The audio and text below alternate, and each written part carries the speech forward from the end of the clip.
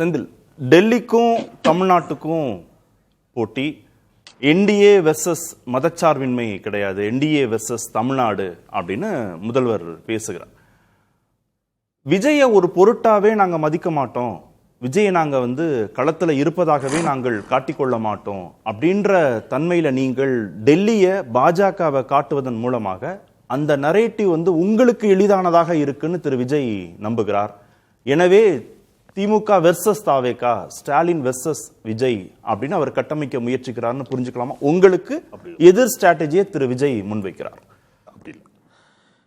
புதிய கல்விக் கொள்கை, தேசிய கல்விக் கொள்கையில ஒரு பக்கம் 128 ஏன் திமுக பிஜேபியை மட்டும் பிரதான எதிரியாக வைக்கிறது அப்படிங்கிறதுல விஜய்க்கு இது புரியாது, தெரிய வாய்ப்பு இல்லை. அதனால நான் சொல்றேன், சமஸ்கிருதம் அதன் கலைப்பாங்குகள் மற்றும் பாடங்கள் ஊடே பரந்துபட்ட தனிச்சிறப்பான பங்களிப்புகள், இலக்கியம், அதன் பண்பாட்டு தனிச்சிறப்பு, அறிவியல் இயல்பு காரணமாக சமஸ்கிருத பாடசாலைகள் மற்றும் பல்கலைக்கழகங்கள் என ஒற்றை நீரோட்ட வரையறைக்குள்ளிருப்பதை விட, ஒரு இடத்தை குறுகி இருப்பதை விட சமஸ்கிருதம் மும்மொழி வாய்ப்பாட்டு மொழி தெரிவுரிமைகளில் ஒன்றாக பள்ளிகளிலும் உயர்கல்வியிலும் ஆற்றல் மிகு முன்னளிப்புகளுடன் முதன்மை நீரோட்டமாக இருக்கும்.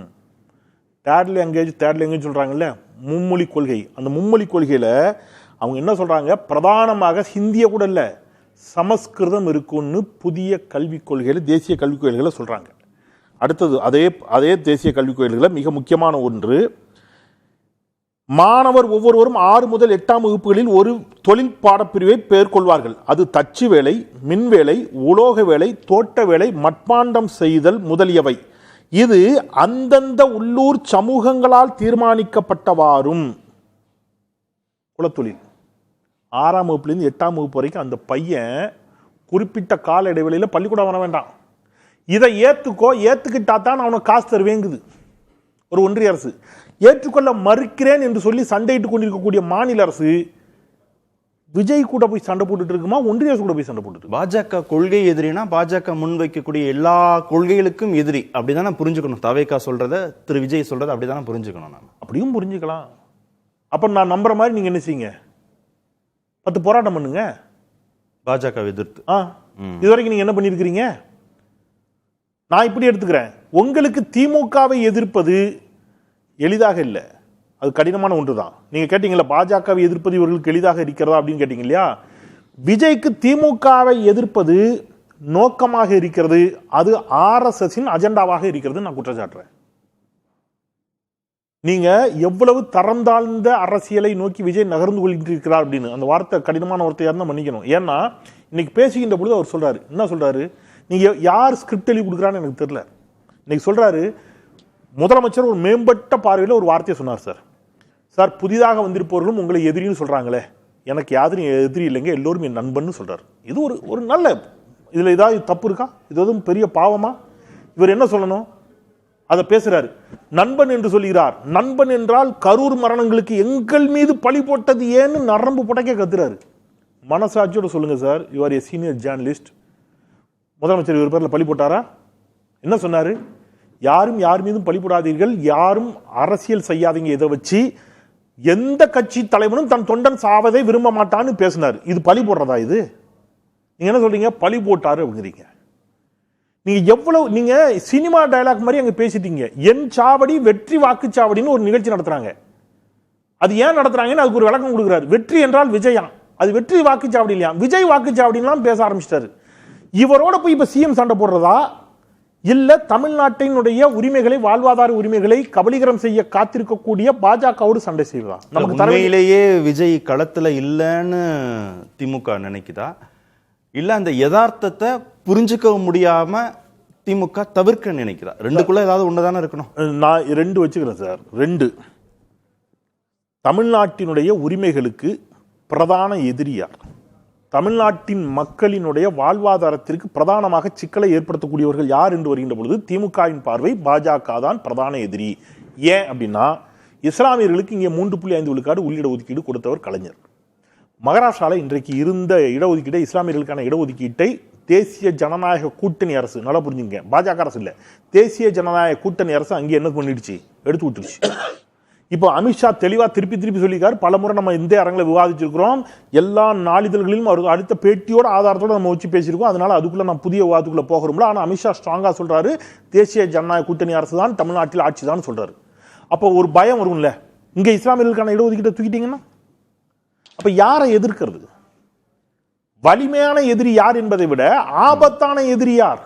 நீங்க களத்திலேயே வரலையே. நீங்க இன்னும் ஒரு தேர்தல கூட சந்திக்காத நீங்க லிட்ரலி இவர் போடுற சண்டை வந்து இந்த திரைப்படத்தில் வரும் பாருங்க. 2 பேர் அந்த சிவகார்த்திகேயனும் சூரியனும் அடிச்சிட்டு இருப்பாங்க. ஒரு பெரிய ஒரு எப்பா போங்கப்பா ஓரமா போய் விளையாடுங்கப்பாங்கிற மாதிரி நீங்க சண்டை போட்டு இருக்கிறீங்க. அந்த ஓரமா போய் விளையாடுங்கப்பான்னு சொல்லிட்டு போற பெரிய ஒரு லெவலில் தான் ஸ்டாலின் இருக்கிறாரு. ஈவன் எடப்பாடி பழனிசாமி ஏன் அந்த இடத்துல இருக்கிறாரு. சண்டை இவங்க 2 பேருக்குள்ள நடந்துட்டு இருக்கும்போது நீங்க எங்கேருந்து வந்தீங்க? நீங்க நான் என்ன சொல்றேன், நீங்க இப்படி வரீங்களேன். நீங்க ஒரு கேள்வி கேட்டீங்களே, பாஜகவை எதிர்ப்பது எளிதாக இருக்கிறதா அப்படின்னு. பாஜகவை எதிர்ப்பது கடினமாக இருக்கிறதா விஜய்க்கு? தொடர்ந்து வெற்றியை கொடுக்குதுல்ல உங்களுக்கு. யாருக்கு? திமுக கூட்டணிக்கு. அப்படின்னா என்ன அர்த்தம்? பாஜகவை எதிர்த்து 2021, 2024, 2026 பாஜக எதிர்ப்பு. அருமையான கேள்வி சார். பாஜகவை எதிர்ப்பதுங்கிறது மோடியினுடைய அந்த தாடியை எதிர்ப்பது, மோடி போட்டிருக்க கண்ணாடியை எதிர்ப்பது, மோடி போட்டிருக்கிற ஆடையை எதிர்ப்பதா, பாஜகவின் கொள்கைகளை எதிர்ப்பதா? பாஜகவின் கொள்கைகளை எதிர்ப்பது, பாஜகவின் திட்டங்களை எதிர்ப்பது. அது தொடர்ந்து வெற்றியை தருதுன்னா என்ன அர்த்தம்? மக்கள் பாஜகவிற்கு எதிராக இருக்கிறார்கள், பாஜகவின் கொள்கைகளை ஏற்றுக்கொள்ள மறுக்கிறார்கள். அதனாலதான் ஐயா திண்டுக்கல் சீனிவாசன் என்ன சொன்னாரு, இப்ப நம்ம பார்த்தோம். மோடியை நினைச்சிட்டு எங்களுக்கு ஓட்டு போடுறாம விட்டுறாதீங்கம்மா. அதிமுகவுக்கு ஏன் அந்த பயம் வந்துச்சு? அதிமுகவுக்கு நல்லா தெரியும். ஏன்னா நாடாளுமன்ற தேர்தலை விட சட்டமன்ற தேர்தலில் கூடுதல் வாக்குகளை வாங்கியது அதிமுக, பாஜக கூட்டணி இருந்த போதும் கூட. ஏன்னா அதிமுகவை பார்க்கிற அதே பார்வையில மக்கள் பாஜகவை பார்க்கல. பாஜகவை இன்னும் ஆபத்தான சக்தியா தமிழ்நாடு மக்கள் பார்க்கிறார்கள். அதனால பாஜகவை நினைச்சிட்டு எங்களுக்கு ஓட்டு போடாம விட்டுறாங்கன்னு சொல்ற இடத்துல தான் திண்டுக்கல் சீனிவாசன் வந்திருக்கிறாருன்னா, அப்ப பாஜக தமிழ்நாட்டிற்கு எவ்வளவு ஆபத்தான சக்தி என்பது தமிழ்நாட்டு மக்களுக்கு தெரிந்திருக்கிற காரணத்தினால் தமிழ்நாடு மக்கள் என்ன செய்யல, தொடர்ந்து ஓட்டு போடல. பாஜக எதிர்ப்புக்காக ஓட்டு போடலன்னா அது காரணம் தானே. அதனாலதான் ஓட்டு போடல. 2014 மோடியா லேடியான்னு ஜெயலலிதா கேட்ட போதும் தமிழ்நாடு ஜெயலலிதா பக்கம் நின்னுச்சுல. அதுக்கு காரணம் என்ன? பாஜக எதிர்ப்பு. அன்னைக்கு பாஜக எதிர்ப்பை முற்று முழுவதுமாக அறுவடை செய்யக்கூடிய வாய்ப்பு ஜெயலலிதாமையாருக்கு இருக்குதுன்னு தமிழ்நாடு நம்புச்சு. அதனால மொத்தமா ஜெயலலிதாமையாருக்கு ஓட்டு போட்டாங்க. அதன் பிறகு வந்த தேர்தல்களில் அந்த வாய்ப்பு ஸ்டாலினுக்கு இருக்கிறது, அவர் சண்டை செய்வார் என்று நம்புகிறார்கள், அவருக்கு ஓட்டு போடுறாங்க. இந்த தேர்தலையும் நம்புறாங்க. இந்த தேர்தலையும் மக்கள் உறுதியா நம்புறாங்க. அதுல 2 பிரச்சனை தான் சார். நமக்கு தர வேண்டிய நிதி ஒரு லாஸ்ட் லைன். இவருக்கு ஒரு பிரச்சனை புரியல.